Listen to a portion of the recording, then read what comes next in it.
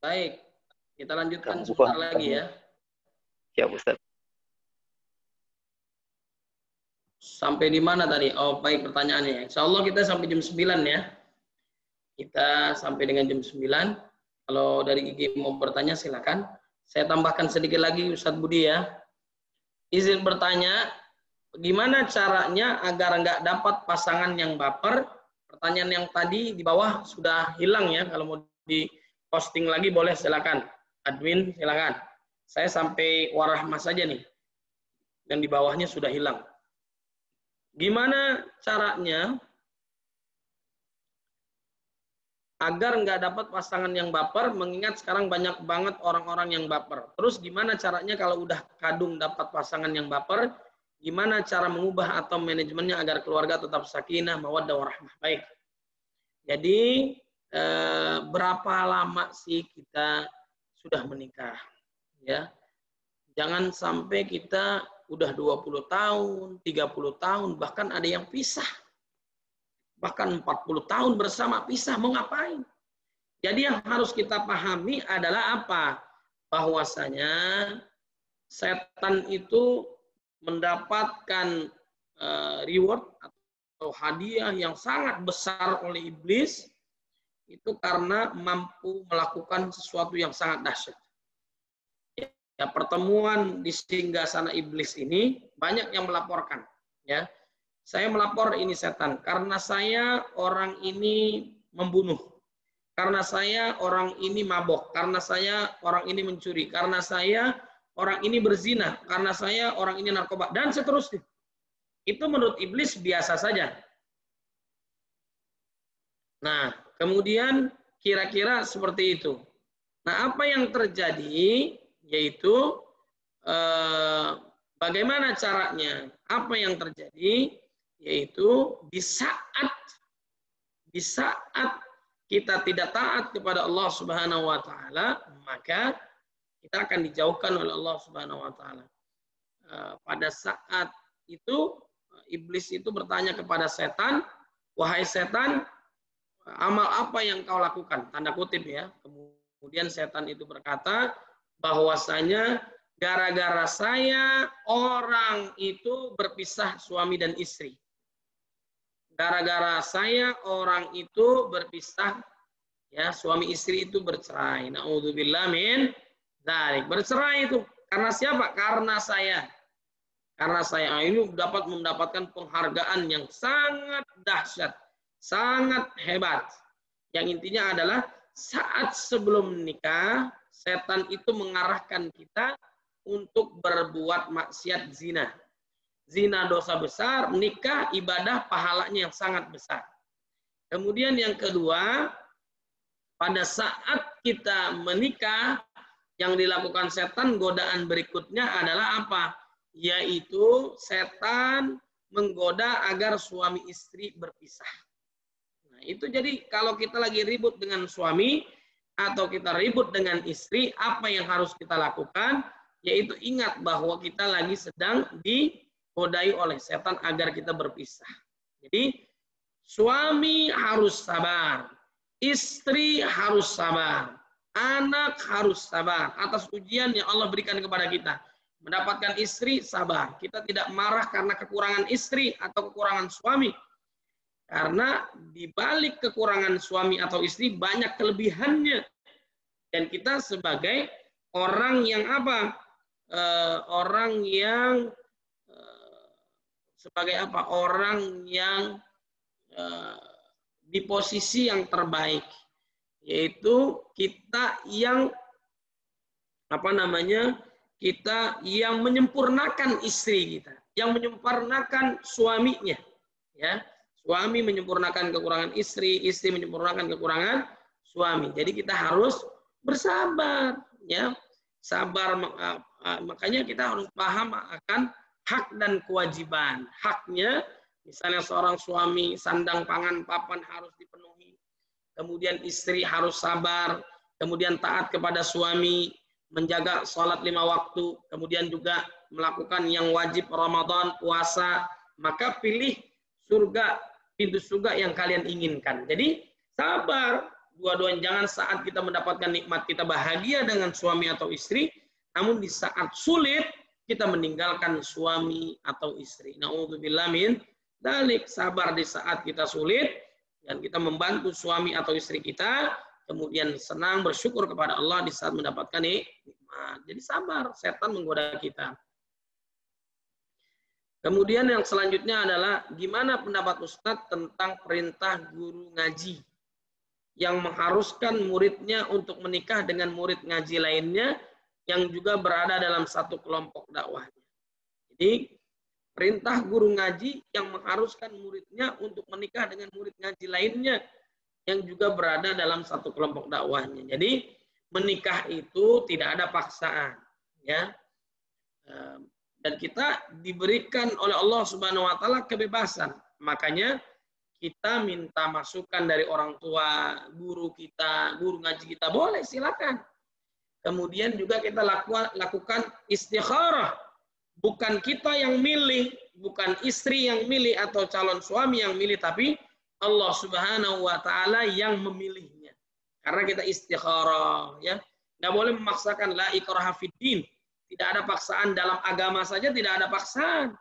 Allah padahal ayat kursi itu yang menguasai langit dan bumi, Allah berkuasa, ya.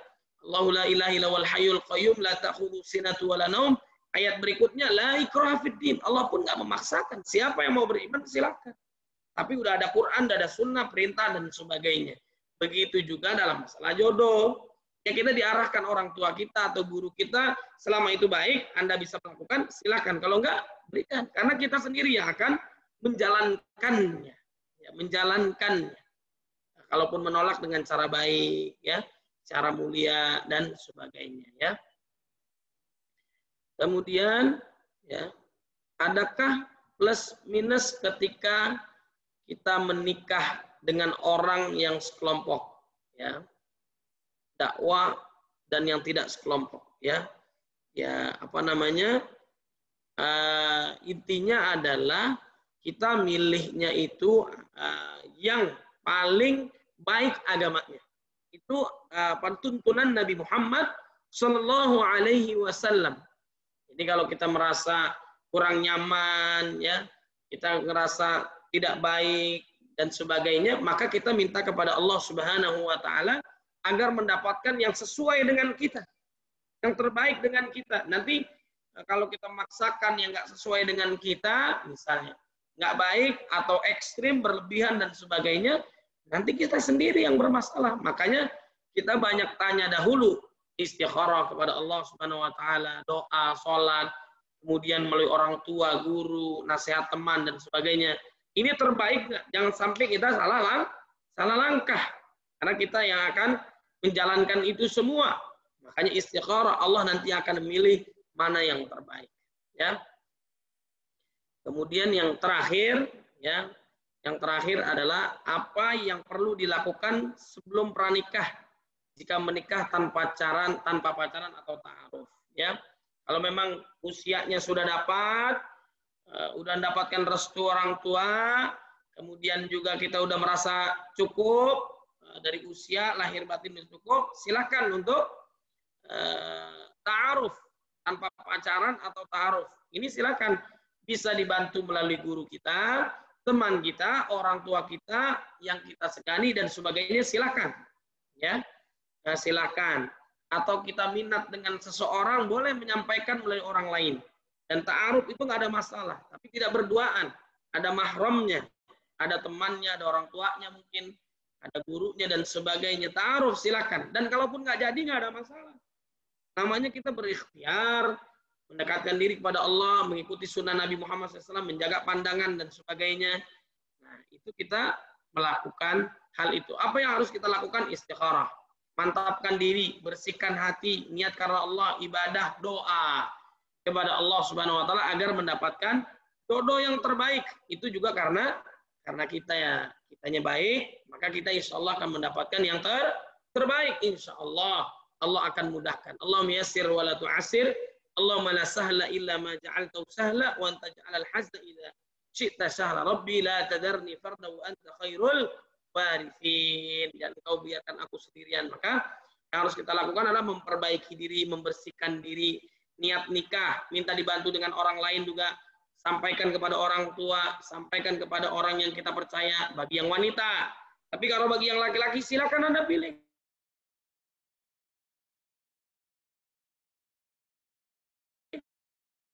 Anda menginginkan siapa sama mahramnya dan seterusnya, kita niatkan Allah Subhanahu wa taala, maka Allah akan mudahkan. Kalaupun enggak, itu berarti bukan jodoh Anda. Jadi gampang saja dan nikmat pada akhirnya. Dan yang terakhir juga saya mau sampaikan, dahulu diceritakan oleh Ustadz Arif bin Ilham, Allahu yarham, beliau mengatakan bahwa dahulu ia mau menikah dengan seorang, tapi di istikharah kemudian dimimpikan oleh Allah Subhanahu wa taala, wanita ini, calonnya ini, dia bicara cerita di rumah saya bersama orang tua juga dahulu, bahwasanya dia mau menikah dengan seorang, tapi orang ini pakai cadar, dalam mimpinya kemudian dibuka cadarnya, ternyata nggak ada wajahnya. Nah, itu informasi yang didapatkan dari Allah Subhanahu wa taala melalui mimpinya, dan ternyata apa yang terjadi, beliau menyampaikan dia penganutnya beda, yaitu ajaran Syiah. Naudzubillah min dzalik, itu diberikan informasi dari Allah kalau kita berdoa kepada Allah Subhanahu wa taala. Mudah-mudahan bagi yang belum mendapatkan jodoh segera mendapatkan jodoh, kemudian bagi yang sudah agar diberikan sakinah, mawaddah warahmah, dan juga mendapatkan keturunan yang soleh dan solehah, dan kelak Allah wafatkan kita dalam keadaan husnul khatimah. Wallahu a'lam bishawab. Begitu Ustadz Budi. Masya Allah, subhanallah, luar biasa jawaban-jawaban yang diberikan oleh Ustadz kita, Ustadz Dr. Syed Qutub, MA, yang Masya Allah begitu bersemangat, begitu inspiratif, dan semoga apa yang beliau sampaikan juga apa yang semakin meninggikan derajat beliau di sisi Allah Subhanahu wa taala. Amin ya rabbal alamin. Sekali lagi kami ucapkan jazakumullah khairan kepada Ustadz Syed Qutub yang sudah membersamai kita dalam sesi tanya jawab malam hari ini. Mohon maaf atas segala kekhilafan teknis di sesi tanya jawab malam hari ini. Insya Allah itu tidak mengurangi keberkahan dari Allah di pertemuan kita malam hari ini. Amin ya rabbal alamin. Baik, ikhwafillah, sudah di penghujung acara dan alhamdulillah semua pertanyaan sudah dijawab oleh Ustaz kita, dan mari sama-sama kita akhiri sesi tanya jawab malam hari ini dengan membaca hamdalah, alhamdulillah, dan doa kifaratul majlis.